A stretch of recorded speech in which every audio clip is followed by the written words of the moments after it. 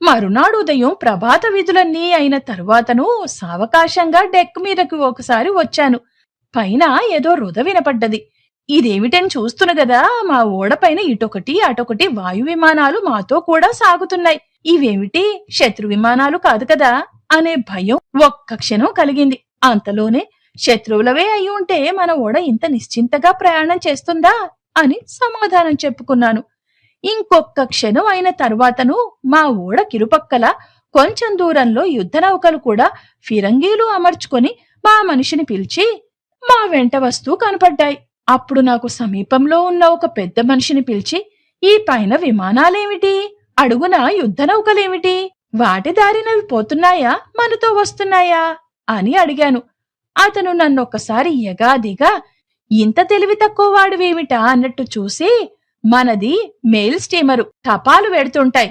మామూలు ప్రయాణికులను తీసుకువెళ్లే ఓడలేవి తిరగడం మానేసినాయి. ఈ రోజుల్లో ఇంత మహాసముద్రము ప్రయాణికులకు చాలా భయంకరమైన ప్రదేశముగా మారిపోయింది. రాత్రింబవళ్లు అనుక్షణము పైన శత్రు విమానాల్లో, సముద్రం మీద శత్రు నౌకల్లో, నీటి అడుగున శత్రువుల జలాంతర్గాముల్లో తిరుగుతూ ఉంటాయి. మన సంరక్షణార్థం పైన 2 విమానాలు, సముద్రం మీద 2 యుద్ధ నౌకలు మనకు సహాయంగా గవర్నమెంట్ ఏర్పాటు చేసింది. సురక్షితంగా సూయిజ్ కాలువలో ప్రవేశించే వరకు అవి మనకు కూడా ఉంటాయి అని చెప్పాడు. దానితో మనస్సు కొంత శాంతపడ్డా వెనుకటి భయం కూడా మళ్లీ కొంచెం తలెత్తకపోలేదు. ఈ ఓడల మీద ప్రయాణికుల సౌకర్యార్థం డెక్కు మీద కూర్చోవడానికి క్యాన్వాసు గడ్డ, పడక్ కుర్చీలు అద్దెకు ఇస్తారు. బొంబాయిలో దిగిన తర్వాత వాట్లను మళ్లీ భద్రపరుచుకుంటారు. నేనొకటి తీసుకుని ఏదో పుస్తకం ఒకటి చదువుకుంటూ కాలక్షేపం చేసుకోనారంభించాను. అప్పుడెవరో ఒక యువకుడు నా పక్కన వచ్చి నిలబడి నన్ను పలకరించి, ఏమిటి చదువుతున్నారు అని అడిగాడు. కాలక్షేపానికి ఒక నవల అన్నాను. ఇక్కడ లైబ్రరీలోదా అని అడిగాడు. కాదది నా సొంతమేను అని. ఇక్కడ లైబ్రరీ ఉంటుందా అని అడిగాను. ఎందుకుండదు, లేకపోతే మనలో కొందరికి కాలక్షేపం కావడమెలాగు, మీకు తెలియదా లైబ్రరీ ఉంటుందని అని అన్నాడు. నాకు తెలియదు అన్నాను. రండి చూపిస్తా అన్నాడు. నన్ను తీసుకువెళ్లి లైబ్రరీ చూపించాడు. ఇతరుల కాలక్షేపానికి కొన్ని ఇండోర్ గేమ్స్ కూడా ఉంటవని, పింగ్ పాంగ్ టేబుల్, పేకాట టేబుల్స్, చదరంగ బల్లలు చూపించాడు. డెక్ పైన బ్యాడ్మింటన్ కూడా ఆడతారన్నాడు.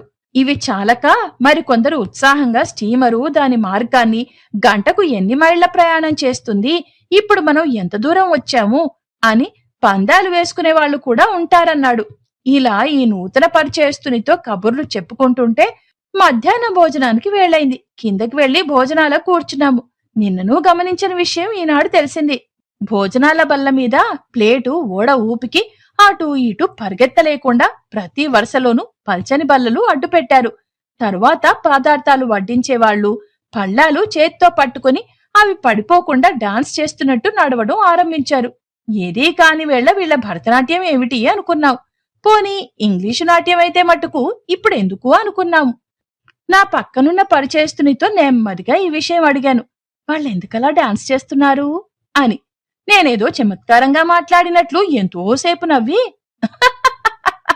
అది డాన్స్ కాదండి, మనము ఆ నడక అలవాటు చేసుకోవాల్సి ఉంటుంది. ఓడ అటూ ఇటూ ఒరుగుతూ ఉంటుంది కదా, అందుచేతను నీటారుగా నిలబడి ఉన్నా అలాగే నడుస్తున్నా ఓడ ఒరిగిన వైపు మనం తూలుతూ ఉంటాం. అలవాటు లేని వాళ్ళు తరచూ పడిపోతూ ఉంటారు కూడాను. అందుచేతను ఓడ జరిగిన వైపు కాక ఎదురు వైపుకు మనం వాలుతూ నడుస్తుంటే ఎంత తుఫాన్లోనైనా మనం పడిపోయే అవకాశం ఉండదు.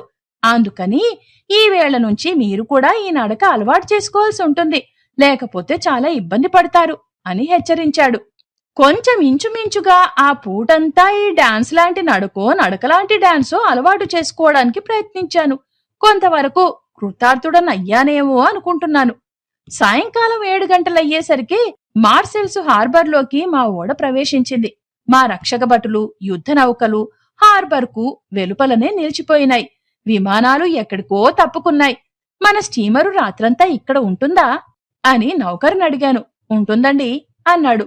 అయితే ఊళ్ళోకి వెళ్ళవచ్చునా అని అడిగాను. వెళ్ళవచ్చు అన్నాడు. నమ్మకమేనా అని మళ్ళీ అడిగాను. నమ్మకమేనండి, అయినా 10 గంటల లోపున వచ్చేసేయండి అన్నాడు. నేనేమీ తోచక పగటివేళ చూసిన మార్సెల్స్ రాత్రి ఎలా ఉంటుందో చూద్దామని కుతూహలంతో బయలుదేరాను.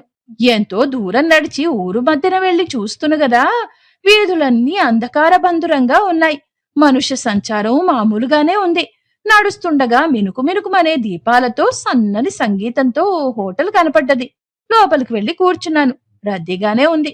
టీ, పలహారం తెమ్మన్నాను. వాడు ప్రశ్నార్థకంగా ముఖం పెట్టి నాకేసి చూశాడు.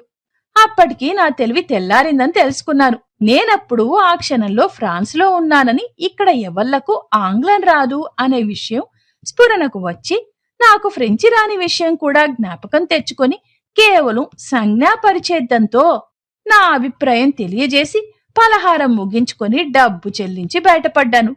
అక్కడ నుంచి ఎటుపోవడానికి తోచక అక్కడ చాలా సమీపంలోనే కనపడ్డ సినిమా హాల్లో ఫ్రెంచ్ పిక్చర్లు ఎలా ఉంటాయో చూడబుద్ధి పుట్టి లోపలికి వెళ్లాను.